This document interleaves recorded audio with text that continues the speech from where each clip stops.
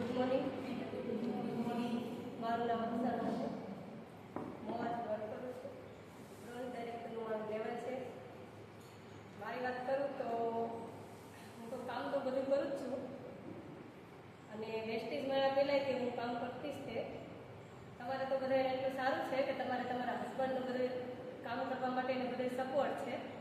એટલે મારે તો એવું કંઈ નથી કે મારે જ કામવાનું અને મારે જ મારા ઘર હકાવવાનું છે.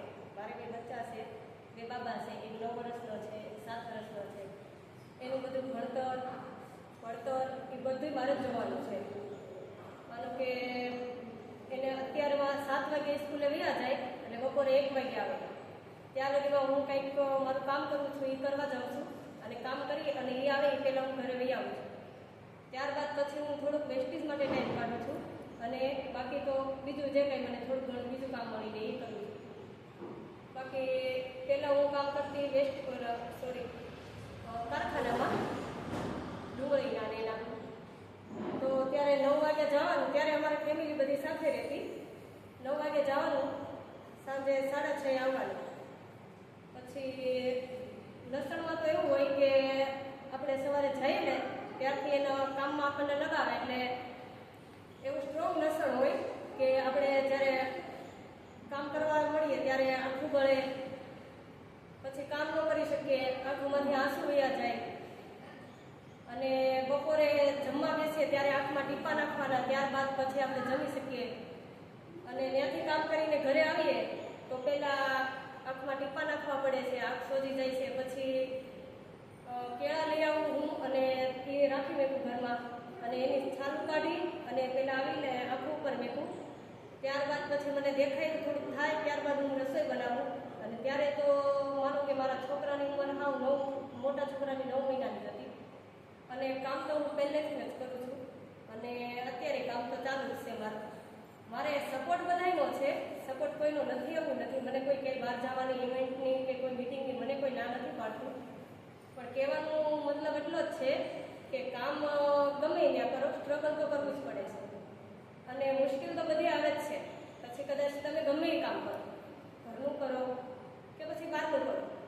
મારી ફેમિલી સાથે રહેતી ત્યારે મારી દેવરાણી એક પાર્લરનું કરતી અને એને જ્યારે ઓર્ડર આવે એટલે એ લોકો પાર્લરમાં એ કામ એનું કરવા વયા જાય. અને હું તો એક હાઉસવાઈફ જ હતી, એટલું બધું ભણેલી હું નથી. તો ત્યારે મને એ આવે એટલે એના ટાઈમે એ પોરો ખાઈ લે, 5 મિનિટ આરામ કરી લે. અને હું તો હાઉસવાઈફ છું એટલે મને તો કોઈ એવું કહેવાનું નહોતું કે તમે હાઉસવાઈફ છો, તમે આખો મહિનો કામ કરો છો, આખો દિવસ કામ કરો છો, તમે વહેલા 5 વાગ્યાના જાગીને કામ કરો છો, 3 ટિફિન બનાવો છો, તમે થોડોક આરામ કરી લો. એવું ક્યારેય કોઈથી કીધું નથી કોઈ. પછી થોડુંક એમ કરતાં મારા હસબન્ડને થોડુંક એ હતો, અમારા ઘરનો ટેમ્પો હતો અને બધા એનો ભેગું હતો ભાગ. એટલે પછી બધાએ બોલવા મળ્યા કે ભાઈ આ વેચી નાખીએ અને આપણે બધાએ અલગ અલગ ભાગ કરી દઈએ. ત્યારે મને એમ થયું કે ભાઈ હાકે છે એકલા અને ઘરમાં ત્યારે એ બધા લોકોનું પૂરું પાડતા. તો અત્યારે હવે બધા ભાગ માંગવા મળ્યા. તો પછી મેં કીધું કે હવે વેચી નાખો અને જેને જોતું એને આપી દો, આપણે નથી જોતું. એટલે એ અમને જવા દીધું. પછી મારા હસબન્ડને કોઈ એવું કામ નહીં, એ અભણ છે, કંઈ ભણેલા નથી, તો એને કાંઈ એવું કામ મળ્યું નહીં કે એ કામ કરી શકે. મજૂરી કરી આવે એને સારું લાગે ત્યારે કરે. એવું રેગ્યુલર નહીં કે મને આ મહિને 9,000 આપશે, 10,000 આપશે, 6,000 આપશે, એવું કાંઈ નહીં. કેમ કે મારે તો પહેલી તારીખ આવે એટલે પછી ભાડું છે, લાઇટ બિલ છે, છોકરાનો ખર્ચો છે, જમવા વાળવાનો, તો ઘરમાં કોઈ વસ્તુ નથી જોતી, બધી જોવે છે. એ ખર્ચ પૂરો પાડવા માટે અત્યારે બધું જ મારે મેનેજ કરવું પડે છે. અને ત્યાર પછી હું ટાઈમ ટુ ટાઈમ મારે જેમ વેસ્ટેજમાં હું જે ટાઈમ ભરી શકું એ પ્રમાણે કરું છું. અને મારે કે બહુ સરસ મજાની ટીમ પણ હતી. અત્યારે વિખાઈ ગઈ છે, કોઈ કરે છે, કોઈ નથી કરતું, પણ હું નવા લોકો સાથે વાત કરું છું અને જેટલું બને એટલું આગળ વાત કરતી જાઉં છું. પણ મારું કહેવાનું એમ છે કે જેવી રીતે મારે તકલીફ છે એવા લોકોને મારે આમાં લાવવા છે. જેવા લોકોને માઇન્ડસેટ થાય, જેવા લોકોને જરૂર છે કે ભાઈ એને કાંઈક સપનું છે, એને કાંઈક એવી ઘણી પરિસ્થિતિ છે કે એ લોકો સારી એવી ઇન્કમ લઈ શકે, કે એને કારની જરૂર છે, એને ફરવા જવું છે. તો મારે અત્યારે મારા છોકરાને બેને મારી ઉપર એટલો પ્રાઉડ ફીલ થાય છે કે મને એમ કે મારે બ્રોન્ઝની મારી ટ્રોફી આવી તો મારા છોકરા અત્યારે ઘરે કોઈ પણ આવે તો ત્યારે એમ જ કે અમે આ એક ટ્રોફી વેચી નાખશું એટલે અમારો બંગલો થઈ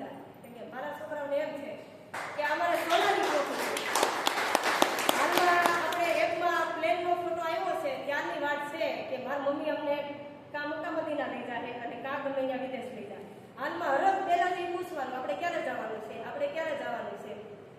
એટલે હવે અત્યાર લગી તો ઠીક, પણ હવે મારું માઇન્ડ સેટ થયું છે અને હવે એવી રીતે મારે કામ કરવાનું ચાલુ કરવાનું છે કે અત્યાર લગી મેં થોડું કર્યું હતું, હવે ડબલ સ્ટ્રગલ ચાલુ કરવાનું છે અને 0 થી.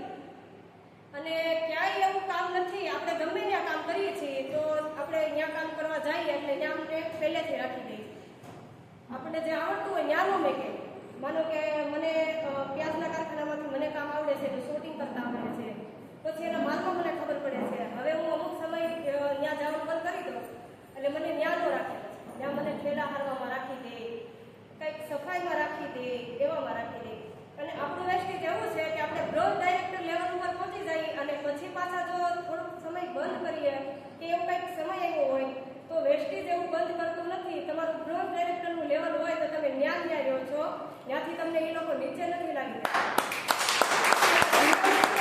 તમે એકદમ બ્રોડ હોય છો અને બ્રોડમાં તમે કામ કરો છો તો તમે બ્રોડથી આગળનું લેવલ કરી શકો છો. વેસ્ટેજ એવું કોઈ એવું નથી કરતી કે તમે ત્યાંથી નીચે આવી જાવ છો, તમે 0 થી આવી જાવ છો, એવું કાંઈ નથી. વેસ્ટેજ જેવું કે પ્લેટફોર્મ નથી તો કરો તો વેસ્ટેજ જ કરજો, વેસ્ટેજ ક્યારે છોડતા નહીં. અને જાજુ નહીં પણ એટલું જ કહીશ કે વેસ્ટેજ જેવું કે પ્લેટફોર્મ મળશે નહીં. અને લેડીઝ માટે તો બહુ સરસ પ્લેટફોર્મ છે, તમારા અને તમારા ઘરના બધાના સપના પૂરા કરશે.